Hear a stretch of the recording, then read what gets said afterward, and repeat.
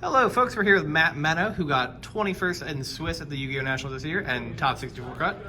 Matt, what did you play? I played the Adventure Punk deck. Why did you play this deck? Personally, I'm a big advocate of Scythe. That card is crazy. So I felt like the deck that could utilize it the best was probably the best deck in the room. Also, I think the Adventure cards are absurd, and this deck also utilizes those cards the best, so I felt like this was the best choice for the event. Awesome. Well, let's dive in to see what you played. All right. So, like I was saying, the Adventure cards are crazy, so we played 3 of the best ones, 3 Enchantress, 3 Right, 1 Fateful Adventure, 1 Draco Back, and 1 Griffin.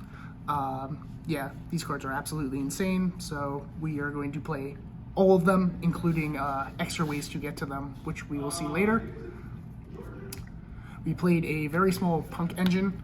The Punk cards are fine, like when you draw them, but personally, drawing E-Telly is just a lot better because it means you get the Almond and Deer Note on the field rather than just one.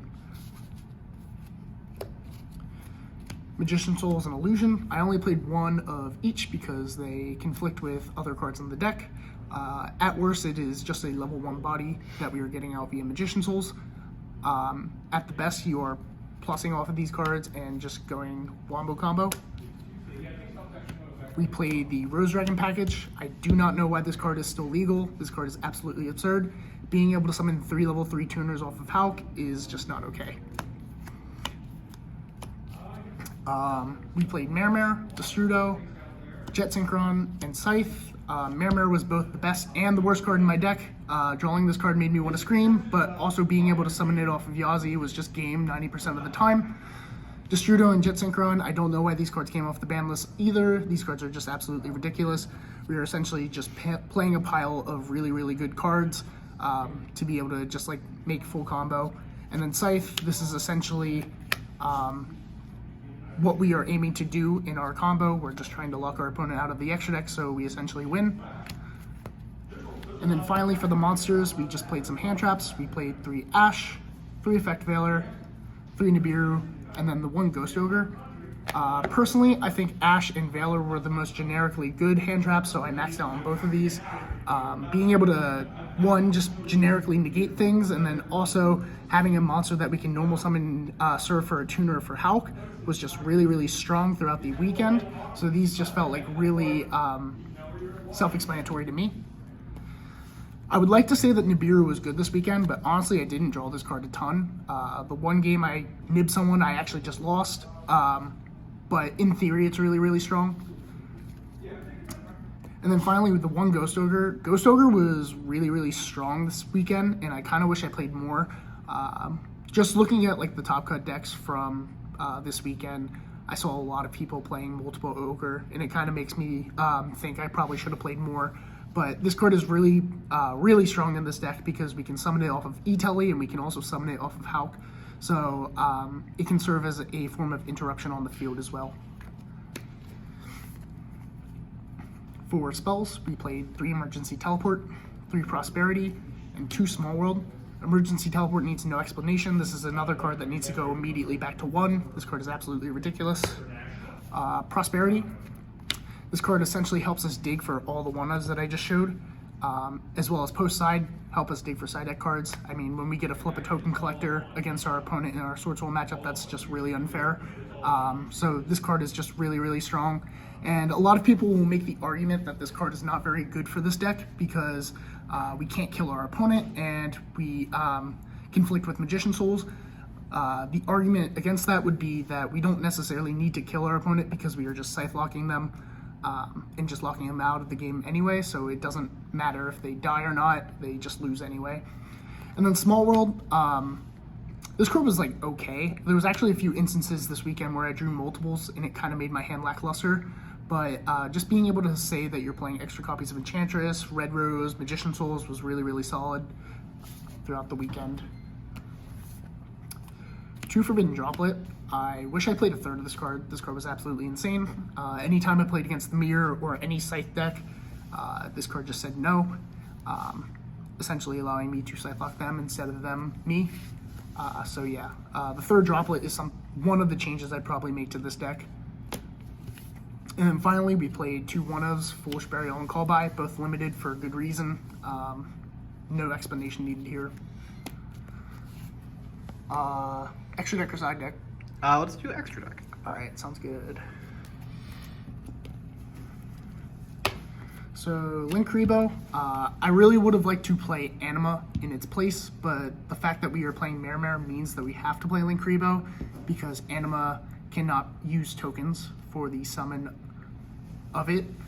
P.U.N.K and Dagda, these cards don't need any explanation, they are both ridiculous. 1 Selene, 1 Unicorn, and 1 Access Code. I chose to play both Selene and Unicorn because of the attributes, and it gives me variety for Link monsters to banish for Access Code. And then, I mean, Access Code is obviously really insane. It's probably just the Link monster I made the most outside of P.U.N.K and Dagda. For Synchros, we played Formula Synchron, Herald of the Arclight, TG Wonder Magician, TG Hyper Librarian, Yazi, Shooting Riser, Chaos Ruler, Baron, and Master Flare Hyperion. A lot of people know Master Flare Hyperion as the out-2 Mystic Mine for this deck. Essentially, we were making it off of Wonder Magician Scythe, and we are just going straight into Master Flare Hyperion, so our opponent for sure can't mine us. What's also really nice about this is during that combo, you also get to draw cards off of Librarian. So Master Flare Hyperion was really, really nice.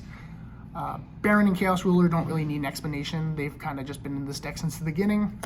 Shooting Riser as well. Yazi obviously is in here to summon Mare. TG Hyper Librarian. This card was good for me personally, but I feel like a lot of people this weekend weren't playing this card because they saw it as kind of like greedy.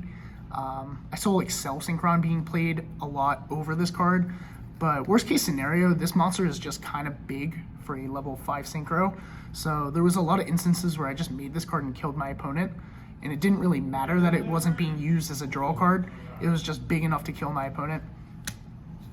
TG Wonder Magician, there's no explanation needed for this. This is how we Scythe lock our opponent and just lock them out of the game. Herald, this is pretty much how we out Droplet. And then finally Formula, we're essentially summoning this off of P.U.N.K, or we are making this when we put up a Hyper Librarian, which you might also argue is kind of greedy and maybe a reason not to play this card. But in my mind, it was kind of like go big or go home. And it ended up working out because I was able to Formula Librarian my opponent a few times and bring it back to 2011. The good year. Yeah. Finally, for the side deck, 2 Droll. This card was really good against Flunder in the mirror match. Pretty much any time I played against Flunder, this card was phenomenal. In the mirror match, I didn't really see this card, but still, it's not a reason we shouldn't play this card.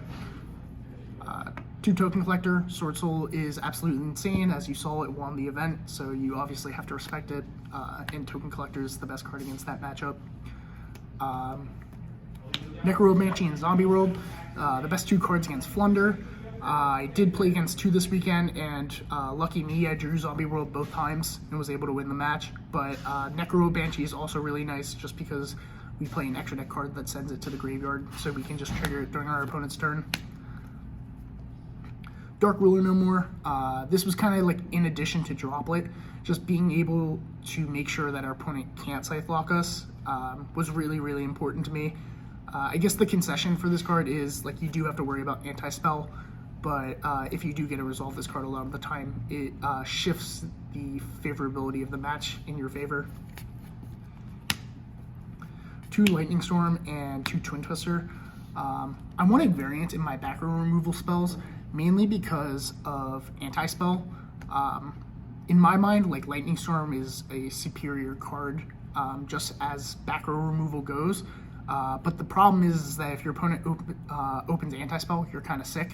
So you kind of have to play cards like Twin Twister against matchups where you know your opponent's going to be setting in anti-spell, like Sword Soul, for an example. And then also Twin Twister was really nice because it was good going first and second, which means I could set it in going first, set it, and then like blow my opponent out during their end phase, which was really, really nice. And then the card of the format, free anti-spell. Anytime I went first, this card pretty much went in, with the exception of like Sword Soul. But like 90% of the time, I would just flip this card and my opponent would just pack their stuff up. So yeah, definitely MVP card of the side deck. Awesome. Well, do you have any shout outs? For sure. So first and foremost, shout out to my local card shop, Alternate Universes. Definitely a great store. And if you're ever in the tri-state area, come check it out. Additionally, shout out to my testing group, especially the people who came to the event with me. So Ari, Owen, and Brady. And then even the people who tested with me at locals, like Sean, Dave, and I guess anyone in the group chat, catfishing Josh Hawkins, sorry. And then shout out to the cop in Ohio who pulled me over for going 80 and a 70. You're wild for that one. And I think that's it. Awesome. Is there anything else you want to say, bud? Nope. All right. Thank you, Matt. Congratulations on the Top Cup. And yeah, hope we see more for that in the future. Thank you.